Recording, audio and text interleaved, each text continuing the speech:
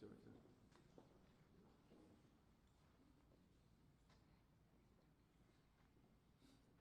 Good morning, and happy to be providing information to all the people who live in Rhode Island about the upcoming storm. But I can say that the team, both on the state level and our conversations with the municipal leadership and public safety, they're all prepared, and we're going to provide some information so that we make sure that we keep everybody safe during the upcoming storm.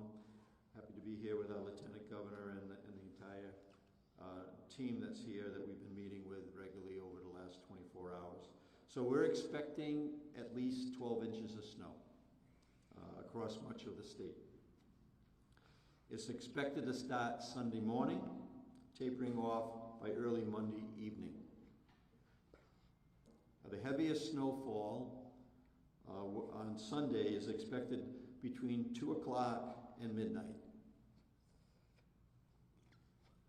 right during the time the Patriots are playing and taking no prisoners in Denver. So during this time frame, this is where the most danger is during that time frame on our roads and driving home during that time frame. So I'm asking all of our people in the state of Rhode Island to plan to avoid to be on the road during that time. So we'll continue to monitor the forecasts, but I want Rhode Islanders to know, whatever the weather brings, our team is ready, but we're going to need partners with all the people who live in the state to stay off the roads during this period of time. So that's expected, again, I'll repeat it, between 2 o'clock and midnight is when we expect the heaviest snowfall on Sunday.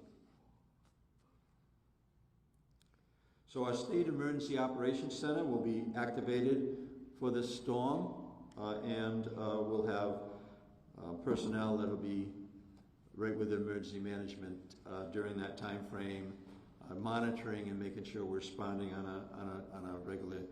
a real-time basis. We have over 500 state and vendor snowplows that are here that Director Alvidi and his team will be managing.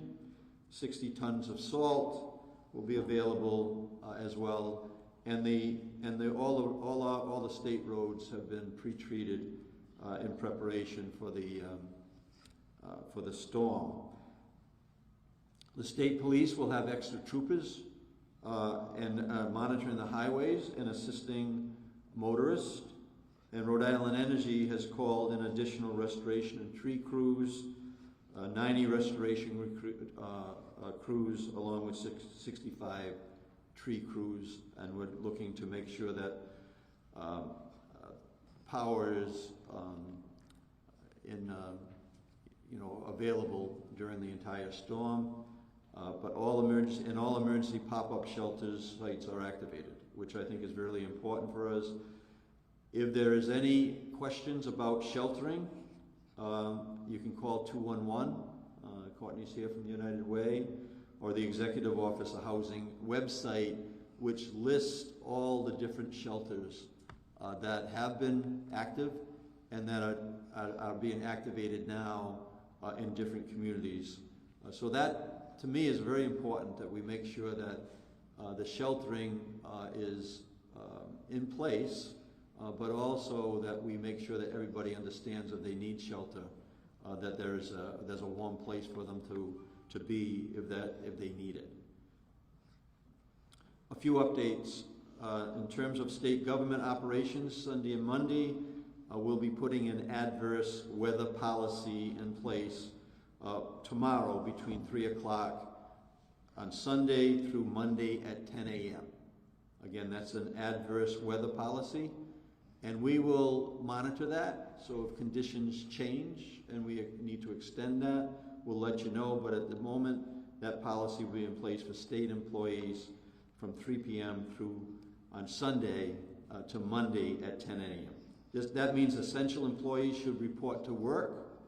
Non-essential employees who are unable to make it into the office, they can either discharge time or work remotely with permission from a supervisor. And we will continue to evaluate that, and that's a policy that's been in place for several years, and we will activate that, as I said, between, again, from 3 o'clock on Sunday to 10 a.m. on Monday. And finally, and we'll open it up to questions, but we're in contact, I'm in contact with both Governor Healy and Governor Lamont in Connecticut to make sure that we're coordinating any issues that are respective to all our states, including a potential tractor-trailer ban. And if there is some sort of a vehicle ban on our highways, that will be coordinated between the 3 states so that it begins and ends at the same time, so to make sure there's no confusion there. But if we do put that policy in place, oil truck deliveries, to making sure that people, if they need oil to keep their heat going on, they'll be exempted from that policy, and which I think is smart to do, because we want to make sure that there's heat in every home in the state, and we're relying on Rhode Island Energy to make sure there's electricity in every home in the state, right? So we will, please stay tuned to monitor your local news and updates.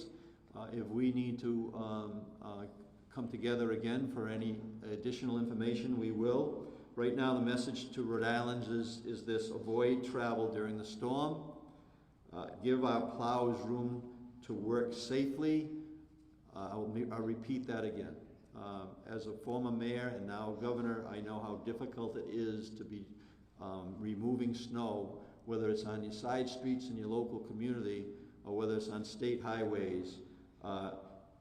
We need to, make sure that we give space to the people who are actually doing the work and clearing the snow. So remember, it's a great time to stay home. I wore my Patriot hoodie yesterday. I'll have it on tomorrow as well. But we're looking for a Patriots to crush Denver Broncos. I still haven't heard from the governor yet in Denver and Colorado.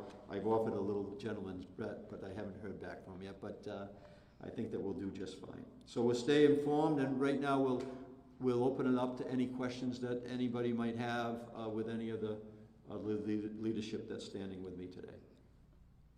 Is there a specific time frame you have for when the roads could be safe to traverse again, sometime on Monday? Yeah, so I think that, again, the storm is going to begin right around 2 o'clock on Sunday, and it's going to go through the early morning. So we're expecting that the roads, which should be cleared based on the information we have right now, in the morning for a Monday morning. So for that Monday morning, you would drive to safety on the road now?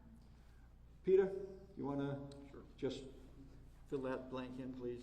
Sure. So the plan as it exists now is that the heaviest snow that we'll be getting, up to 1 to 2 inches per hour, will accumulate between Sunday afternoon and about 1 a.m. on Monday morning. Our crews facing, if the forecast holds, our crews facing about 12 inches of snow accumulation by 1 a.m. in the morning. Generally, our experience with that kind of snow and with the equipment and resources that we'll be putting on it takes about 4 hours for us to clear the roads. There'll be a bit of cleanup after that. So our mission is to have the roads cleared for rush hour on Monday morning, but if the heavy snowfall extends beyond 1 a.m. in the morning, that could push operations into Monday morning during rush hour, in which case commuters will be facing a commute where they're on the highways with our plows. And that is a challenging situation, not only for the drivers, but also for our truck drivers. So we ask everybody to keep monitoring. We're going to provide updates on this as we approach tomorrow afternoon. And we'll give a clearer picture as to the timing the closer we get to the storm. But that's our mission, to have things clear by Monday morning, subject to change with the weather, right? And I have a quick question. If the roads and highways end up being shut down, when will that be announced?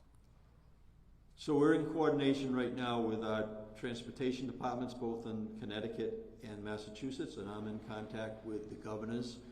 So the governors will give the final sign-off. Right now, it's based on conditions, and we will be making those announcements as soon as that decision is made.